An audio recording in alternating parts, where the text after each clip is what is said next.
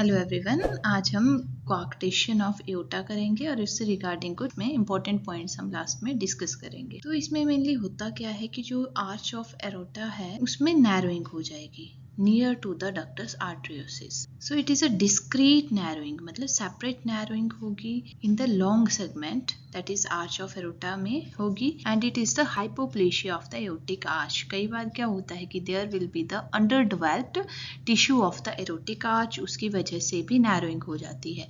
तो यूजुअली कहाँ लोकेटेड होती है मैक्सिमम केसेस में? जक्स्ट्रा डक्टल पोजीशन में। Juxta ductal position means near to the ductus arteriosus. तो जो नैरोइंग है, डक्टल मीन्स डक्टस आर्टरियोसिस, तो it is near to the ductus arteriosus. So the narrowing of the descending aorta that occur opposite to the site of the ductus arteriosus. तो वो narrowing होगी कहाँ पे? Near to the ductus arteriosus या in front of ductus arteriosus भी वो narrowing हो सकती है. तो ये मेनली 8 to 10% केसेस में ये देखा गया है कंजेनाइटल हार्ट डिफेक्ट में. तो it is the deformity of the aortic isthmus. अब एओर्टिक इस्थमस कौन सा पार्ट है? जो यहाँ फिगर में दिखाया गया है, this is the aortic isthmus. It is present between the aortic arch and the descending aorta. तो it is the abnormality of the aortic isthmus. तो जो नैरोइंग होगी यहीं एओर्टिक इस्थमस के नियर बाय होगी, इससे पहले होगी या एट दैट पॉइंट या इसके बाद होगी. Then types of coarctation of aorta, mainly it is of 3 types. First one is the infantile coarctation which is also called as the preductal. Preductal मतलब ductus arteriosus से पहले, before the ductus arteriosus. तो it is the narrowing that is present proximal to the ductus arteriosus. Proximal का मतलब हो गया पहले की, ductus arteriosus से पहले narrowing होगी. Then next is the ductal coarctation. तो it is the narrowing which is present at the insertion site of the ductus arteriosus. Then third one is the adult type. It is also called as the postductal coarctation. It is the narrowing of the distal to the insertion of the ductus arteriosus. तो ये कब होगी? जहाँ ductus arteriosus होता है उसके post, उसके बाद ये नैरोइंग प्रेजेंट होगी. Then it is called as the postductal coarctation. जैसे इस फिगर में भी दिखाया गया है, तो दिस इज डक्टस आर्टरियोसिस. तो अगर नैरोइंग डक्टस आर्टरियोसिस से पहले है then it is called as the preductal coarctation, and if it is present at the insertion site of the ductus arteriosus, then it is called as the ductal coarctation, and if it is present after the ductus arteriosus, then it is called as the postductal coarctation or the adult type coarctation. So these are the 3 types of coarctation of aorta. Then pathophysiology. अब due to etiological factor, it might be any mutation, genetic mutation की वजह से, ये maternal causes हो सकते हैं, idiopathic cause भी हो सकता है. तो उसकी वजह से क्या होगा? There will be the congenital narrowing of the aorta. Mainly होगा कहाँ पे? Near to the ductus arteriosus. Obstruction to the blood flow from left ventricle to the descending aorta. अब क्या है कि जहाँ से ये नैरोइंग हुई है उस नैरोइंग के बाद क्या ब्लड फ्लो नहीं होगा, क्योंकि यहाँ से ब्लड आ रहा है, देखो है ना, तो यहाँ कोआक्टेशन है तो ब्लड क्या हो जाएगा? वापस चला जाए. तो which will lead to the obstruction in the blood flow, and blood flow कहाँ इंक्रीज हो जाएगी? वेंट्रिकल्स में, लेफ्ट वेंट्रिकल में. Increase resistance to the blood flow, left ventricle must pump harder. अब लेफ्ट वेंट्रिकल तो वर्क करेगा उसको आगे पास करने के लिए, बट वो नहीं हो पा रहा है, which will lead to the left ventricular hypertrophy. क्या है कि आगे लिमिटेड ब्लड ही पास हो रहा है, which will lead to the decreased blood flow to the lower body, that is the abdomen and the leg. Poor perfusion in the lower extremity. अब narrowing की वजह से लोअर एक्सट्रीमिटीज में लो ब्लड परफ्यूजन हो रहा है, which will lead to the low blood pressure in the legs and weak femoral pulse. But at the same time the narrowed aorta, जहाँ पे वो नैरोइंग हुई है, blood will accumulate before the constriction. अब जो कंस्ट्रिक्शन से पहले वाला पार्ट, उसमें ब्लड फ्लो बहुत ज़्यादा इंक्रीज्ड है, तो वो वाला पार्ट थोड़ा ब्रॉड हो जाएगा ना, डायलेटेड हो जाएगा as compare to the lower part में कम होगा ब्लड. तो blood accumulate before the constriction and increase pressure in the upper body parts. अब जो एओर्टा ब्लड सप्लाई करती है that is to the brain and the upper extremity, arms में supply करती है, वहाँ ब्लड का प्रेशर क्या हो जाएगा? हाई हो जाएगा, और लोअर बॉडी पार्ट्स में ब्लड का प्रेशर डिक्रीज हो जाएगा. Hypertension in the head and the arms.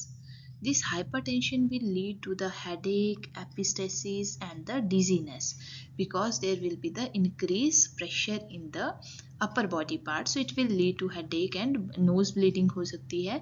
Then here compensatory mechanism will work. जब lower body parts को blood supply नहीं मिलेगी, body का compensatory mechanism activate हो जाएगा, reduce blood flow to the lower body, so there will be the development of the collateral. अब collateral क्या होते हैं? न्यू ब्लड वेसल्स होती हैं, या तो जो पुरानी ब्लड वेसल है वो और ज़्यादा डायलेटेड हो जाएंगी.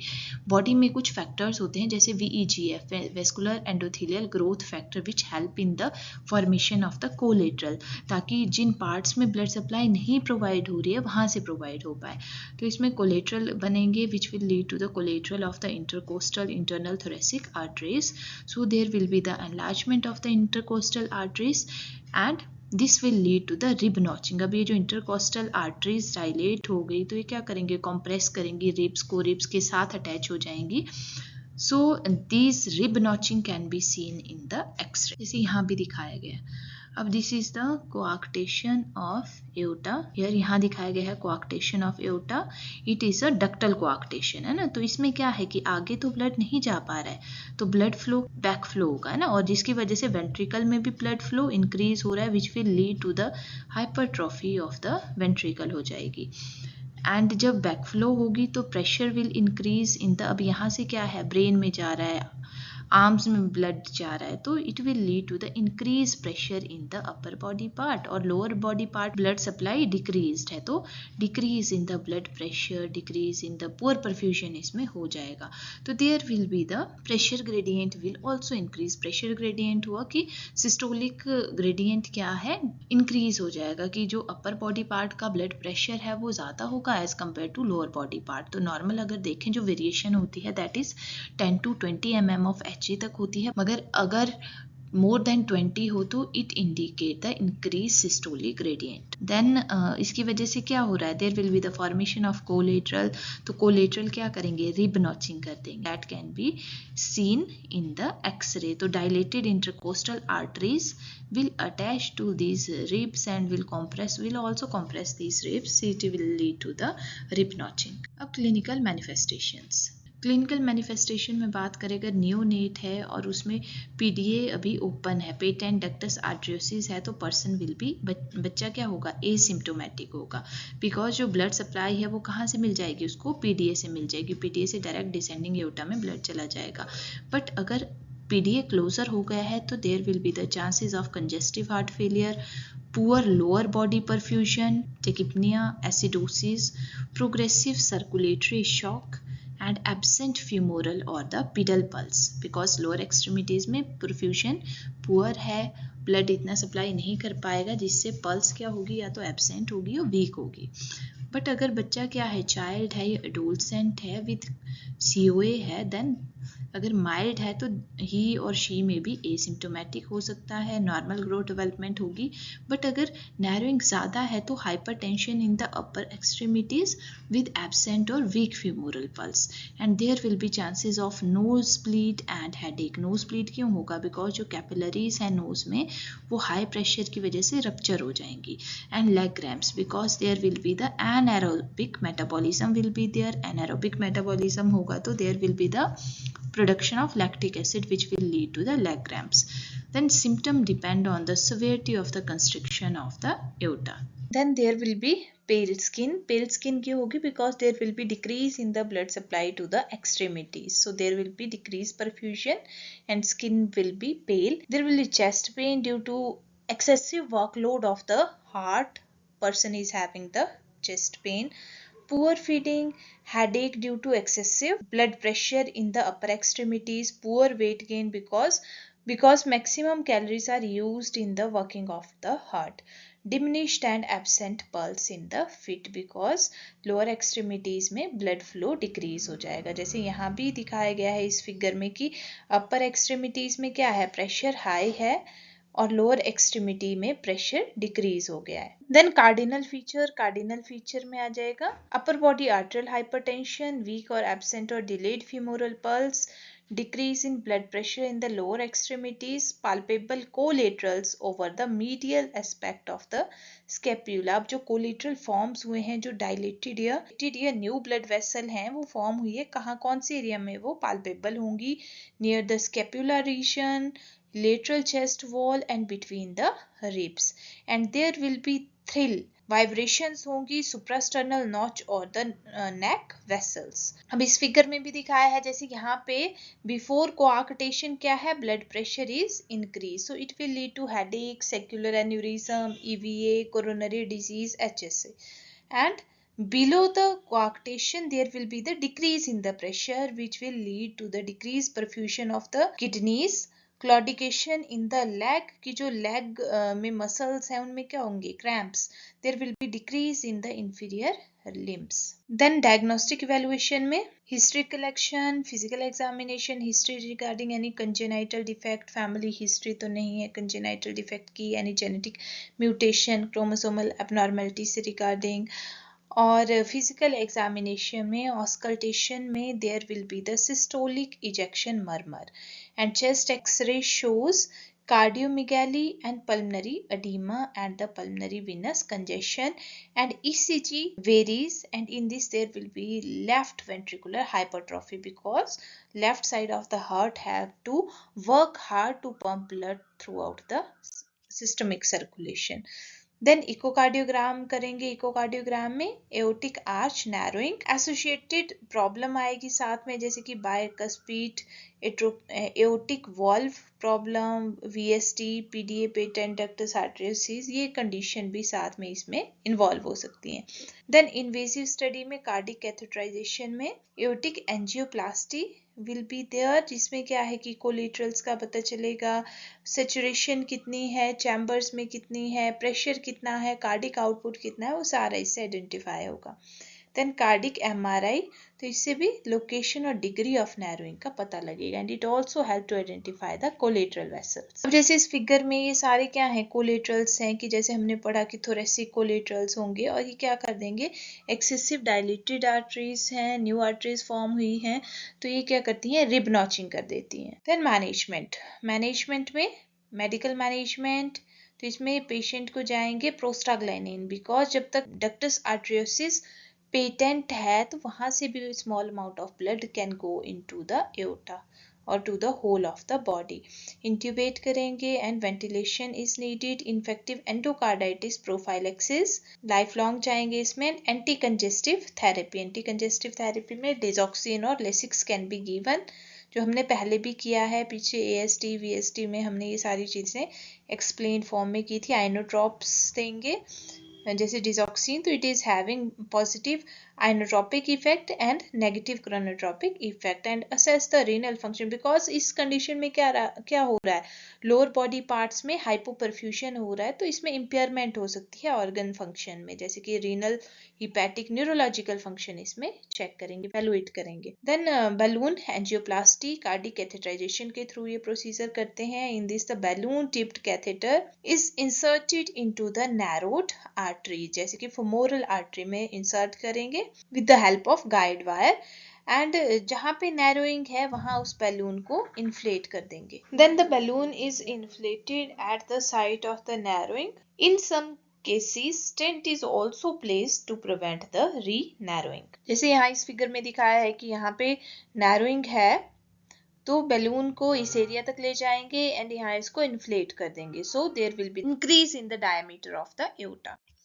The next is the surgical intervention, जिसमें ओपन हार्ट सर्जरी करेंगे, तो इसमें excision and end to end anastomosis करते हैं। इसमें जो डिफेक्टेड एंड्स हैं जहाँ पे नैरोइंग है उसको एक्साइज कर देंगे, उसको कट कर देंगे, and the two part are anastomosis, दोनों पार्ट्स को अटैच करके सूचरिंग करते हैं, एंड टू एंड एनास्टोमोसिस। तो इसमें जो इंसीजन दिया जाता है that is the elliptical incision is given, ताकि अगर नैरोइंग भी हो तो वो ज्यादा श्रिंकेज ना हो उन टिश्यूज का।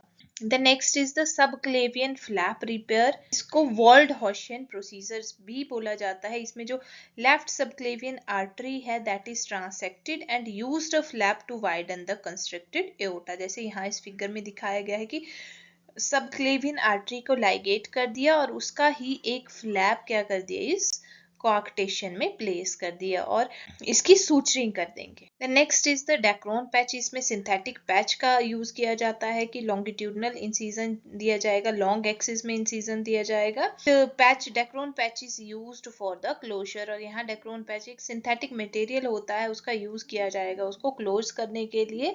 And this Dacron patch is sutured over the narrowing site. Then next is the coarctation of child को अगर है ये कंडीशन तो उसमें भी सेम प्रोसीजर करेंगे। End to end anastomosis, Dacron patch closure, medical management for hypertension which include beta adrenergic blocker, infected endocarditis prophylaxis, life long जाएंगे ये पेशेंट को। देन रिकरेंट कोआक्टेशन अगर होता है कि करेक्ट कर दिया फिर से क्या हो गई, नैरोइंग हुई, क्योंकि क्या होता है जब हीलिंग होती है there will be the formation of scar tissue. Scar tissue form होंगे तो जो टिश्यूज हैं वो क्या होंगे, श्रिंक होंगे। श्रिंकेज की वजह से भी कई बार नैरोइंग होती है। तो उस कंडीशन में बैल्यून एंजियोप्लास्टी कर सकते हैं या तो रीडो सर्जिकल प्रोसीजर, रीडो मतलब रिपीट सर्जिकल प्रोसीजर उसमें कर सकते हैं।